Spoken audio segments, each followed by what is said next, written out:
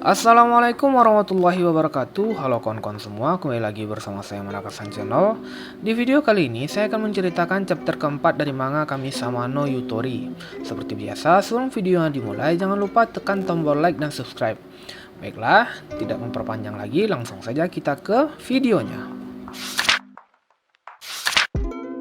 Sambung dari chapter sebelumnya, di akhir cerita terdengar suara dari si kucing yang membuat Shun terheran-heran.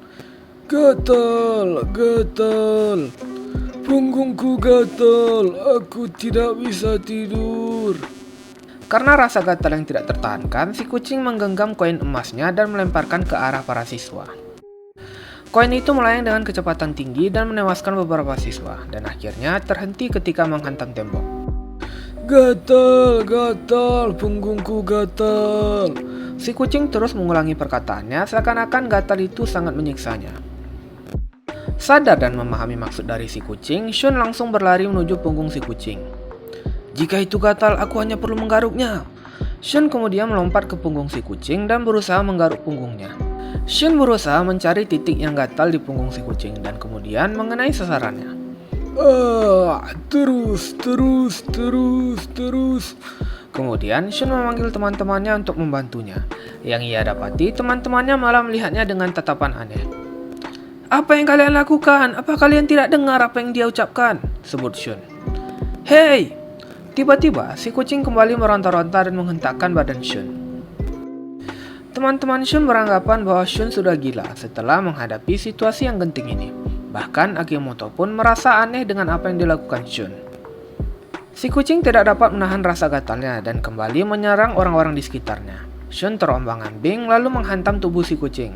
Kostum tikusnya tersingkap ke atas dan seketika si kucing mengeong seperti kucing biasa.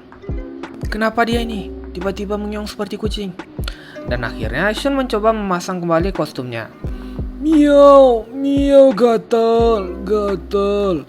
Sekali lagi menyingkapkan kostumnya. Gatal, miau. Akhirnya Shun menyimpulkan. Hanya orang-orang yang menggunakan kostum tikus yang dapat mendengarkan apa yang dikatakan si kucing.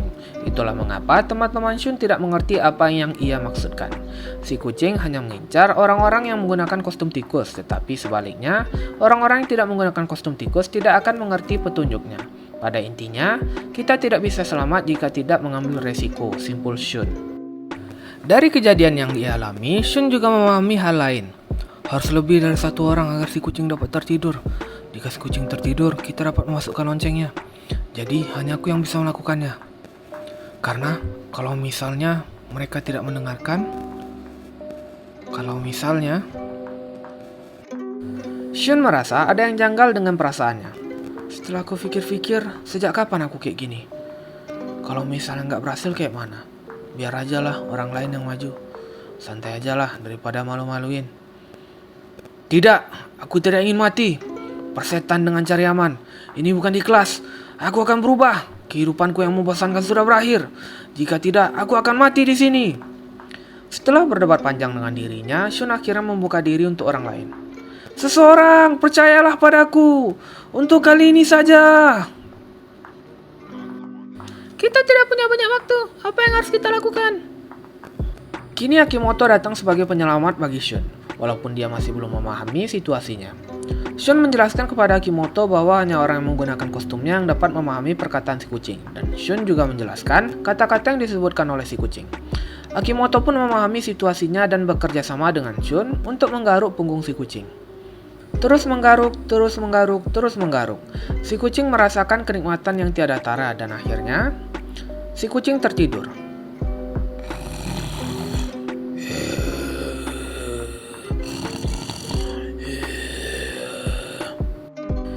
Dia tertidur. Keren banget Shun, dia betulan tidur. Shh, jangan ribut, nanti dia bangun. Inilah kesempatan kita untuk memasukkan loncengnya. Tiba-tiba terjadi sebuah keributan. Tidak, biar aku saja. Makan tai aja sana, aku yang akan memasukkan loncengnya. Terjadi perkelahian antara Matsuo dan kedua siswa lain. Belajar dari permainan Daruma Sangga Koronda, ada kemungkinan hanya satu orang yang dapat selamat, dan mereka berasumsi bahwa yang selamat hanya orang yang memasukkan loncengnya. Dari keributan yang dihasilkan, si kucing mulai bergerak kembali. Si kucing terbangun tetapi masih setengah sadar. Dengan menggunakan kekerasan, akhirnya Matsuo mendapatkan kendali atas loncengnya. Akimoto yang melihat waktunya tinggal sedikit pun menyuruh Matsuo melemparkan loncengnya. Tetapi Matsuo dengan arogannya membentak Akimoto dan melemparkan loncengnya dengan gegabah. Ternyata benar, lemparan yang dilakukan oleh Matsuo terlalu tinggi dan melewati si kucing. Dan tiba-tiba dari belakang kepala si kucing terlihat seekor tikus yang sedang memanjat. Shun si tikus telah tiba di TKP. Dia sudah memperkirakan kegagalan yang mungkin dilakukan oleh Matsuo. Lalu Shun melompat, menggapai loncengnya, membalikkan badan, dan melakukan slam dunk di detik terakhir. Shun terjatuh dan mendarat dengan punggungnya. Akimoto segera menghampiri Shun dan menanyakan keadaannya. Tetapi yang dikhawatirkan Shun adalah apakah mereka berhasil menyelesaikan tantangannya. Shun dan Akimoto terkejut dikarenakan si kucing memberikan tatapan kosong. Dan ternyata si kucing hanya terdiam seperti benda yang tidak bernyawa. Terdengar suara lonceng dari tengah ruangan. Berakhir, Takahata Shun, Akimoto Ichika, Amaya Takeru, hidup. Shun dan Akimoto bersorak-sorai atas keberhasilan mereka. Tetapi ada yang aneh dari pengumumannya. Nama Amaya Takeru tiba-tiba muncul. Dan pada pengumumannya hanya 3 orang yang selamat. Saat Shun melihat ke arah Matsuo, terlihat Matsuo mengeluarkan darah dari hidung dan mulutnya. Dan juga ada sesosok seseorang berdiri di belakangnya. Ternyata Matsuo telah tewas ditusuk dengan sebilah katana oleh orang tersebut. Terlihat sesosok pemuda yang sedang memegang katana dan kostum tikusnya. Dan ternyata inilah dia, sosok dari Amaya Takeru dari kelas 2D. Baiklah, itulah dia chapter keempat dari manga Kami-sama no Yutori yang berjudul Gatal. Dan sekaligus mengakhiri cerita untuk tantangan kali ini. Terima kasih kepada teman-teman yang sudah menonton hingga selesai. Jika teman-teman suka, silakan tekan tombol like dan subscribe. Dan juga kalau teman-teman ingin memberikan tanggapan atau saran, bisa tinggalkan di kolom komentar. Baiklah, sekali lagi terima kasih sudah menonton, jaga kesehatan, dan salam manaka. Bye! Makan tai aja sana.